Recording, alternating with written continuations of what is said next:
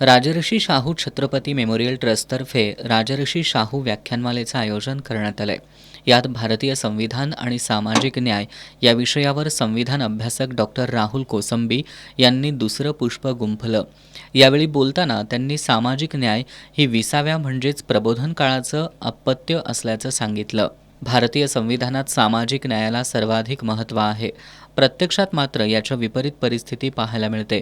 कल्याणकारी राज्याचा मुखवटा घालून आपण जागतिकीकरण स्वीकारलं, मात्र त्याच्यामुळं सामाजिक न्याय ढासळायला सुरुवात झाली. जागतिकीकरणात सामाजिक न्याय या संकल्पनेला स्थान नाही.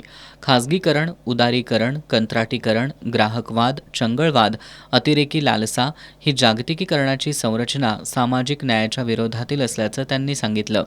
जागतिकीकरणाबरोबरच सध्या जातीयवाद, धर्मवाद उफाळून येत असून यामुळे संविधानातील नागरिकांच्या मूलभूत हक्कांना बाधा पोहोचत आहे. लोकशाही टिकवणं हे नागरिकांचं आद्य कर्तव्य असून ते सर्वांनी पार पाडावं असं आवाहन त्यांनी केलं. ज्येष्ठ इतिहास अभ्यासक डॉक्टर जयसिंगराव पवार यांनी संविधानातील समतेशिवाय कोणत्याही समाजाची निर्मिती अशक्य असल्याचं सांगितलं. यावेळी ज्येष्ठ राज्यशास्त्र अभ्यासक डॉक्टर अशोक चौसाळकर, राजदीप सुर्वे यांच्यासह नागरिक उपस्थित होते.